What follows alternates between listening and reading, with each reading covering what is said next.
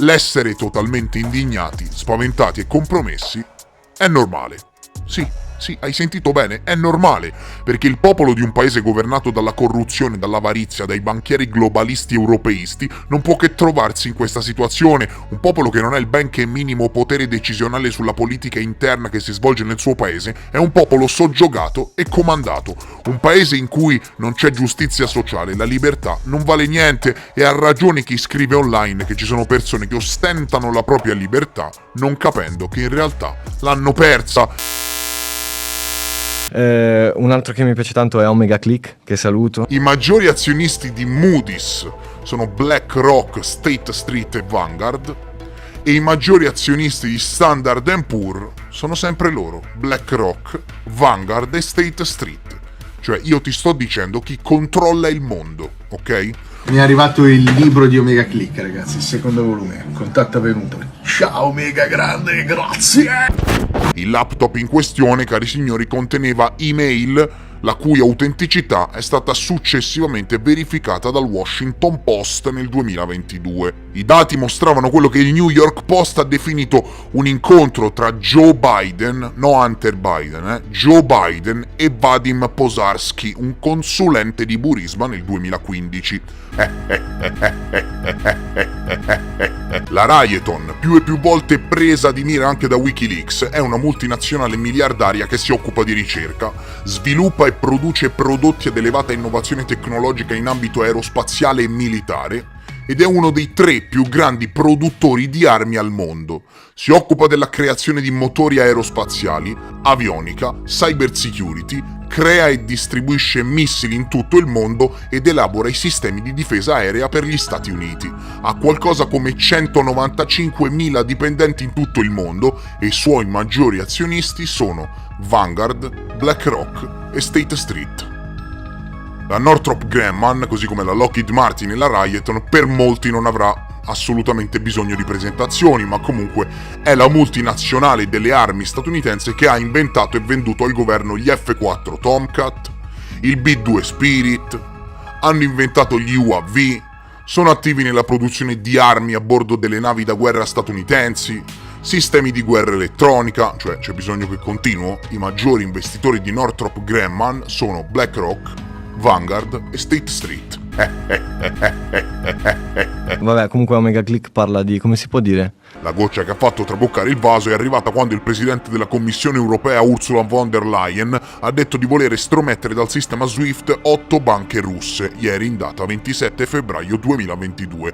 Ci sono talmente tante news che non so da dove cominciare. Tutto questo, sommato alle sanzioni devastanti emesse ieri da Ursula von der Leyen nei confronti della Russia, che ha estromesso dallo SWIFT 8 delle più grosse banche russe, hanno messo Putin alle strette, che ha deciso di allertare il sistema di deterrenza nucleare della Russia. La civiltà nuragica o protosarda è una delle civiltà più antiche e sconosciute del pianeta Terra. Come sempre, quando mi accingo a raccontare antiche storie, la curiosità è dilagante. Ebbene, a parte alcuni possibili brevi documenti epigrafici appartenenti alle ultime fasi della civiltà nuragica, non esistono documenti storici.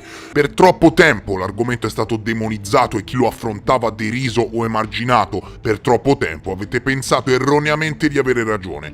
Oggi dimostrerò al pubblico in maniera incontestabile e definitiva che siete dei viscidi, incoerenti e convinti. Oggi vi faccio vedere a che ora fa giorno, perché sul serio adesso basta. Di seguito ho identificato i 10 punti fondamentali che portate come punti di forza all'interno delle vostre discussioni farlocche e li smonterò pezzo per pezzo, uno a uno. Misteri, alieni, no. Le Pandora Papers sono 11.900.000 documenti trapelati con 2,9 terabyte di dati che l'International Consortium of Investigate Journalists, capitanati dal The Guardian, ha pubblicato a partire dal 3 ottobre 2021.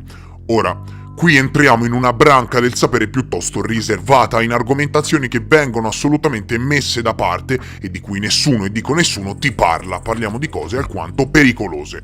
La fuga di notizie ha svelato i conti offshore segreti di 35 leader mondiali, inclusi presidenti, primi ministri e capi di stato attuali ed ex, nonché oltre 100 miliardari, celebrità e leader aziendali. Dire che si va a toccare gente potente è minimizzare, è un eufemismo. The Calvin UFO case is one of the most compelling cases that we had in our files at the Ministry of Defense, and I had the photograph on my office wall for many years. Questi 3 scienziati sono gli autori dello studio, risalente al 23 agosto 2022. Parliamo di news immediate e non di uno studio indipendente, ma di un documento pubblicato dal principale osservatorio astronomico della NASA a Kiev, in coordinamento con l'Accademia Nazionale delle Scienze del paese. Un documento governativo ufficiale, quindi, che vede profondamente coinvolti anche gli Stati Uniti. Quello che segue, come dire, è qualcosa a cui seriamente, dopo anni di ricerca, comunque faccio fatica a pensare, nonostante anni di ricerca. C'è scritto che hanno individuato oggetti viaggiare nella nostra atmosfera a 15 km al secondo. Ora, tra un po' ci arriviamo, ok? Capiamoci meglio, ok? Proviamo a ragionare. Nello studio si parla di 15 km al secondo, scritto nero su bianco. Ebbene, sai quanti sono? Sono 54.000 km orari. 54.000 chilometri orari. Cioè, parliamo di cose fantascientifiche, ok? Di cose che non dovrebbero esistere, ma che, non lo so, a quanto pare esistono. Cioè, se me lo chiedevi ieri, io ti dicevo, no, è impossibile che qualcosa viaggia nell'atmosfera a 54.000 km orari. A quanto pare devo ricredermi.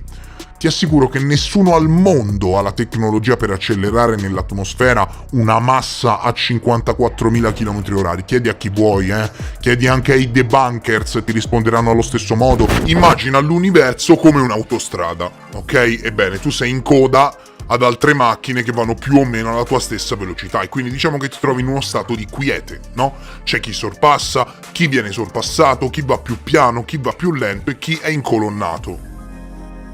Ed è tutto costantemente in movimento, no? Ecco, anche nell'universo si muove tutto ad una determinata velocità, ok? Si sposta sia nello spazio-tempo, sia in rotazione e rivoluzione, che sia un pianeta o un corpo celeste intorno a qualcos'altro, seguendo orbite e così via. Ecco, Oumuamua si muoveva ad una velocità veramente strana e sospetta, costante rispetto a tutto il resto. Era in una zona chiamata SRL, ossia nel sistema di riposo locale o riferimento locale di quiete. Il professore scrive: la sua origine nello spazio, la sua velocità e la sua posizione sono un'altra prova in favore della sua origine insolita. È anche un ulteriore indizio che può aiutarci a sciogliere il mistero di che cos'era Oumuamua e di che cosa ci facesse là fuori nel vuoto dello spazio interstellare. Per comprendere questo punto occorre farsi un'idea chiara dello spazio, velocità e posizione. Questo concetto può essere un po' complicato da afferrare, ma in sostanza si riduce all'idea che la posizione che un corpo ha nello spazio è definita non soltanto da dove esso si trova rispetto a tutto ciò che lo circonda, ma anche da qual è la sua velocità rispetto alla velocità di tutto ciò che ha intorno. E ti fa l'esempio dell'autostrada che ti ho già citato. Se si facesse la media dei movimenti di tutte queste automobili, scrive, se ne troverebbero alcune che rispetto alle altre sono in uno stato di quiete. Lo stesso accade per le stelle. Tutte le stelle nelle vicinanze del Sole sono in moto le une rispetto alle altre. La media dei loro moti individua l'SRL, ovvero il sistema di riposo locale o riferimento locale di quiete. In mezzo al movimento di tutte queste stelle, un oggetto nell'SRL è comparativamente fermo e si tratta di un caso relativamente raro. Oumuamua era un oggetto che, indovinate, si trovava nell'SRL.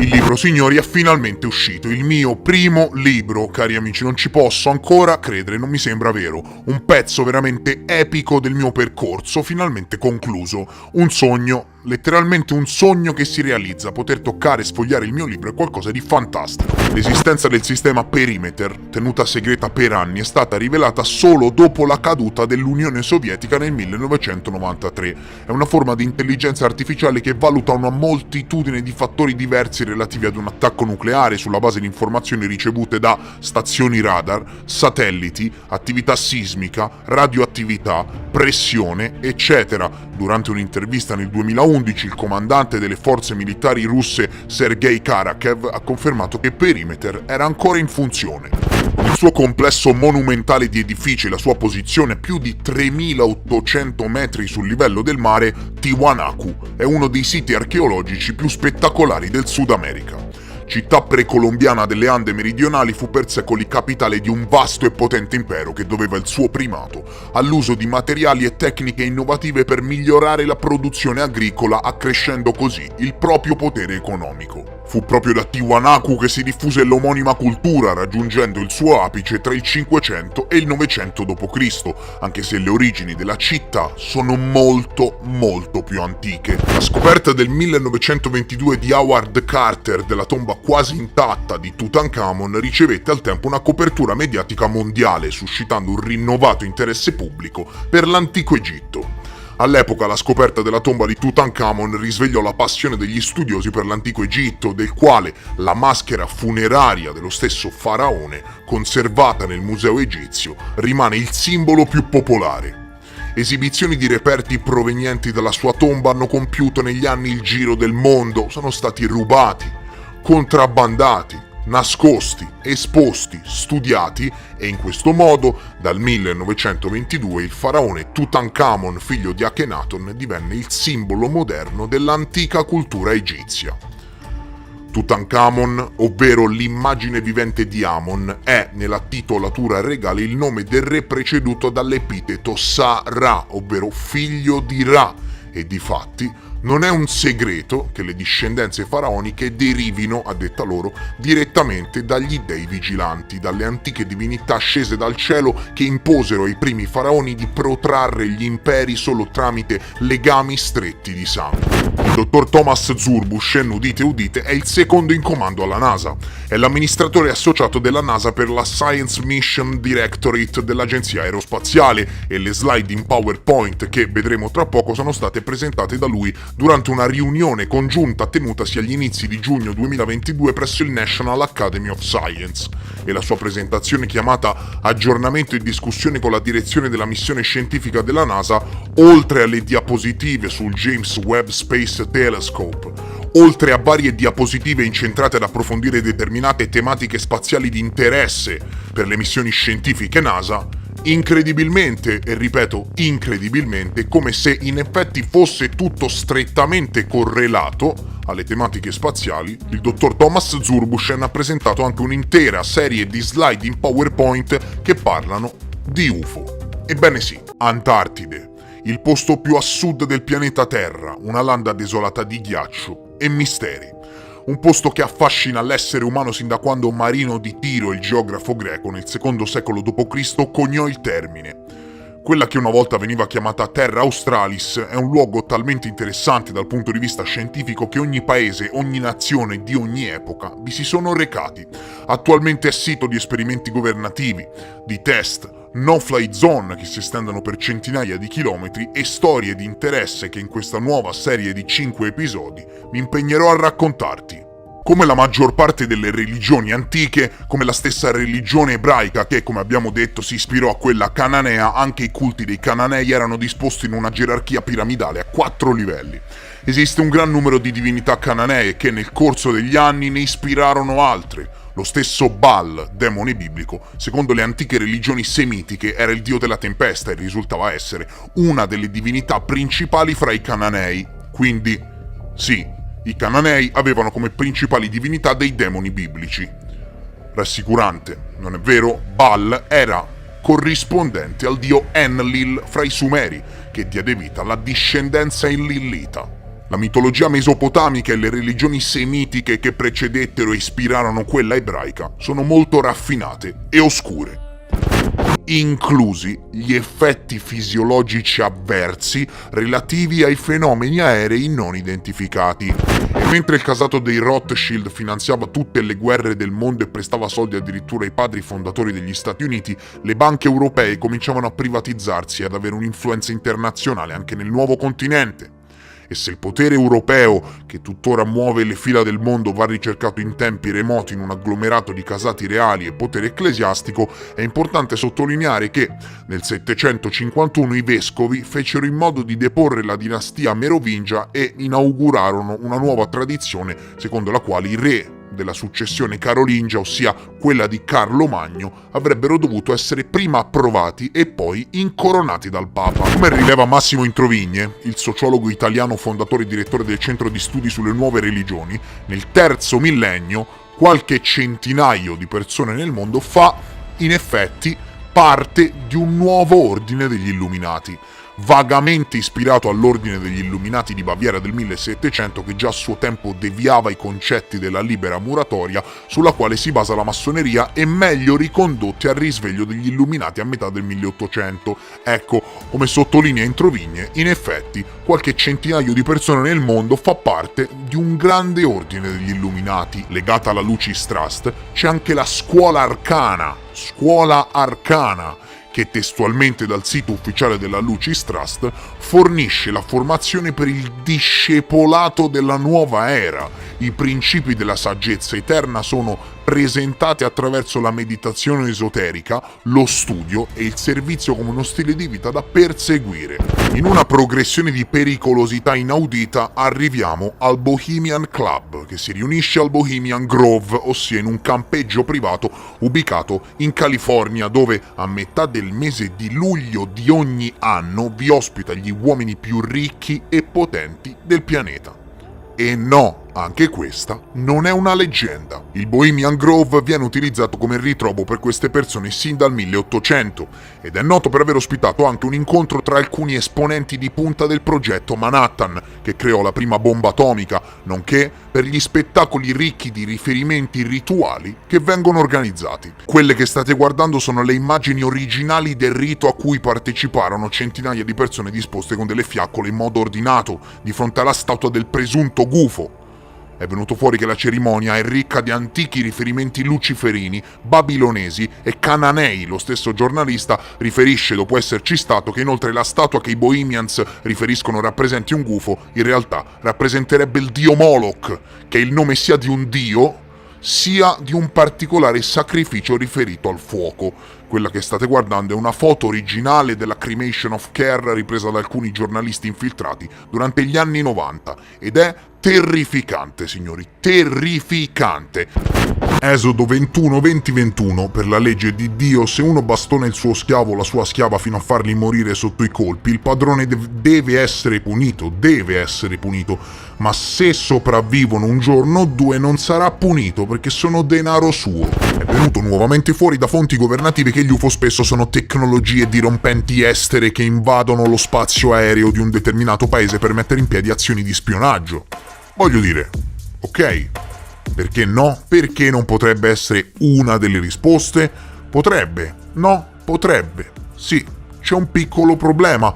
Perché i governi avevano lo stesso identico problema anche nell'immediato dopoguerra? Mi chiedo io, umilmente, perché alla fine della seconda guerra mondiale avevano lo stesso identico problema?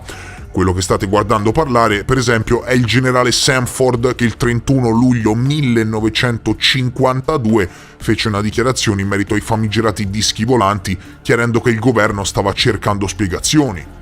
1952, 70 anni fa, ok? 70 anni fa. Cos'era? Tecnologia dirompente cinese? Nel 52 i cinesi erano nelle risaie che facevano il riso. L'agenzia spaziale cinese, per farvi capire, sarà fondata 51 anni dopo questo discorso, ok? Nel 1993. Ecco, giusto per farvi rendere conto delle tempistiche, nel 2020 la Cina ha creato una task force all'interno del proprio Dipartimento della Difesa per studiare gli UFO e il South China Morning Post riporta che lo avrebbe fatto con l'ausilio dell'intelligenza artificiale. Alla fine della seconda guerra mondiale non erano di sicuro i cinesi, questo è chiaro, ma se oggigiorno quelli ripresi e triangolati dalle forze armate statunitensi sono velivoli spia cinesi, perché anche la Cina ha iniziato nel 2020 uno studio governativo per catalogare gli UFO? Quella che state guardando è la pubblicazione del 2001 dal sito ufficiale NASA di Richard Stotters, un astronomo e scienziato planetario presso il Goddard Institute for Space Studies della NASA, che riportò uno studio scientifico in merito agli UFO dell'antichità, prendendo prevalentemente in considerazione il libro dei prodigi. Spiega che molti sono fenomeni naturali, molti sono racconti mitologici dell'epoca, molti sono racconti miticizzati delle guerre puniche e altri sono letteralmente eventi documentati, realmente accaduti, di cui ti fornisce dettagliate fonti che ad oggi rimangono inspiegabili. Studio ufficiale NASA. Al momento, senza alcun cambiamento apparente del tempo, all'improvviso il cielo si è squarciato e un enorme corpo, simile a una fiamma, è stato visto cadere tra i due eserciti. Nella forma era più simile a un vaso di vino, pitoi, e a colori come argento fuso. Entrambe le parti rimasero stupite alla vista e si separarono. Questa meraviglia, come si dice, avvenne in Frigia, in un luogo chiamato Otriae. La presenza di migliaia di testimoni, tra cui Lucillo e Mitridate, garantisce il verificarsi dell'incidente, scrive lo scienziato NASA. Ecco, questo è avvenuto nel 74 a.C., cioè, capisci? Parliamo di un fulmine nel cielo e di un oggetto a forma di botte, come d'argento fuso, che atterra in mezzo ai due eserciti, che si separarono e non si combatterono. E se per molti altri casi lo scienziato dice che si tratta di probabili bolidi meteorici, per quanto riguarda questo e pochi altri casi lo reputa inspiegabile, anche perché spiega che il brillante colore argenteo potrebbe descrivere l'incandescenza dell'oggetto durante la caduta, ma i meteoriti appena caduti sono neri e Plutarco non fa menzione di alcun rumore, per non parlare di un impatto. L'oggetto doveva misurare molto più di 1 metro di diametro, poiché era facilmente risolvibile ad una distanza maggiore della metà della portata di un colpo d'arco.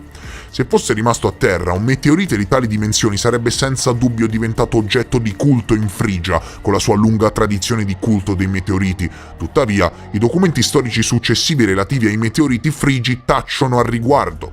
Nell'esperienza moderna, scrive lo scienziato della NASA, un episodio come questo rientrerebbe facilmente nella categoria di un classico incontro UFO. Vabbè, comunque Omega Click parla di, come si può dire? Vi lascio agli studi dirompenti del professor Corrado Malanga.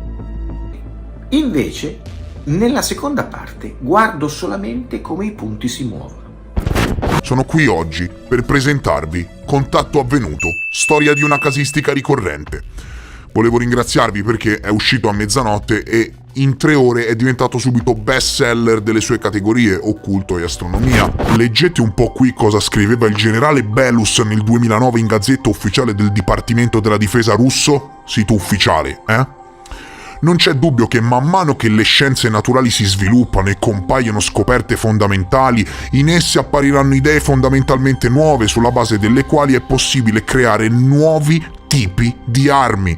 Numerose prove dell'apparizione di oggetti volanti non identificati, UFO, mostrano che in questo caso abbiamo a che fare con tali tipi di energia che non possono essere spiegati scientificamente dal punto di vista della scienza moderna.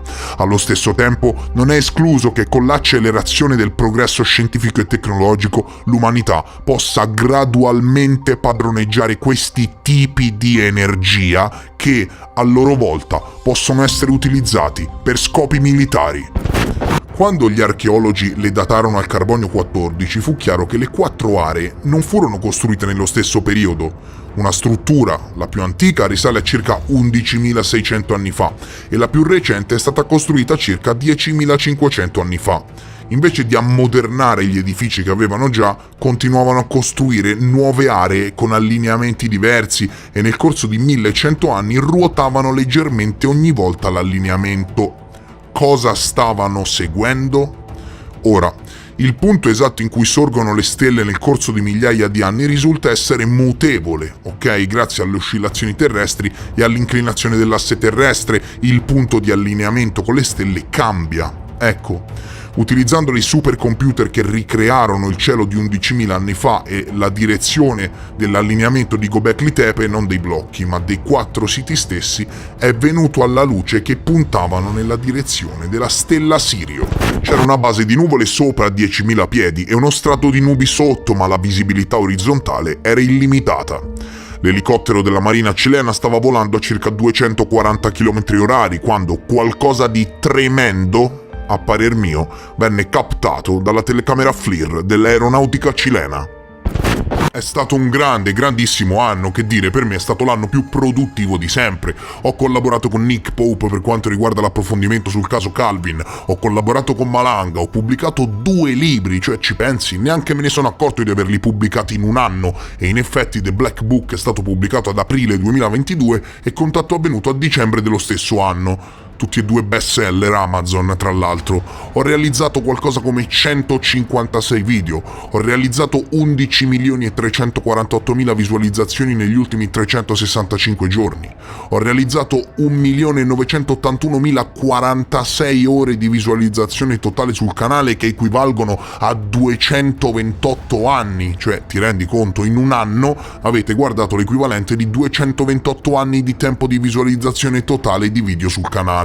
Ho realizzato 41.397 iscritti negli ultimi 365 giorni, voglio dire, questi erano solo alcuni dei numeri inerenti al mio 2022 e posso solo dire che sono numeri per me impensabili. Ecco, inarrivabili fino ad un paio d'anni fa. Ho tagliato il traguardo dei 200.000 iscritti, ho ricevuto lo YouTube Award, ho avuto accesso all'esclusivo programma partner di YouTube che mi ha permesso di mettermi in contatto con un consulente dedicato. Ho una crescita totale di numeri inerenti al canale del 35% in più rispetto al 2021, e questo sì, grazie alla mia costanza e dedizione, ma anche grazie a voi che mi seguite da sempre con passione e amicizia. Sinceramente, ho un sacco di video in programma che però ho deciso di conservarmi e coccolarmi per questo 2023, e quindi ho deciso di chiudere l'anno con un bel best of che spero vi sia piaciuto. Un best of di alcuni dei lavori che ho proposto in questo 2022. Chi mi segue su Instagram lo sa. A fronte del mio video sull'UFO in Cile, dove mostro le riprese UAP fatte dall'elicottero della Marina cilena, ho deciso di scavare più a fondo e con l'aiuto della mail presente sul sito del CEFA, sezione di studio sui fenomeni aerei non identificati del governo del Cile, sono entrato ufficialmente in contatto con dei funzionari governativi della Direzione Generale dell'Aeronautica Civile cilena, che mi hanno inviato i link diretti per fare una richiesta di accesso agli atti che nel paese si chiama OIRTS. A fronte della mia richiesta di documenti inerenti al caso mi hanno detto che insomma non hanno molte informazioni aggiuntive in merito al video in questione e che per la documentazione dovevo compilare la richiesta formale, cosa che ovviamente ho fatto. Sulla base di questo mi sono anche consultato con un avvocato e ho avuto le giuste dritte per formulare anche richieste FOIA, Freedom of Information Act, agli enti americani. Cosa molto facile, tra l'altro, accedendo all'apposito sito ufficiale che mette a disposizione tutte le risorse per fare domanda, e inoltre non serve neanche essere cittadino americano. Ho inviato richieste di documenti quindi al CEFA cileno, al Dipartimento della Marina statunitense, al Dipartimento dell'Air Force, all'Ufficio di Intelligence e Analysis della Homeland Security e alla DIA, Defense Intelligence Agency. Per eventuali risposte si parla di alcune settimane, fatto sta che ho tutti i contatti di tutti i dipartimenti, di tutti gli uffici FOIA, di tutti i dipartimenti, e se entro qualche settimana non si fanno sentire mi farò sentire io, anche telefonicamente. Compilando la domanda mi sono reso disponibile a pagare commissioni, tasse, dazi, eccetera, e adesso aspettiamo. Oltre agli auguri di buon anno nuovo, volevo aggiornarvi in merito a questa mia iniziativa, così da darvi un assaggino di quello che ci aspetta, di quello che arriva, speriamo, sul canale nel 2023, con la speranza nel 2023 di arrivare dove mai siamo arrivati. Vi abbraccio tutti quanti uno ad uno, vi ringrazio per il vostro immenso supporto e vi faccio un augurio pieno di salute e di speranza per voi e per tutte le vostre famiglie. Ci vediamo ad anno nuovo e in bocca al lupo. Adieu!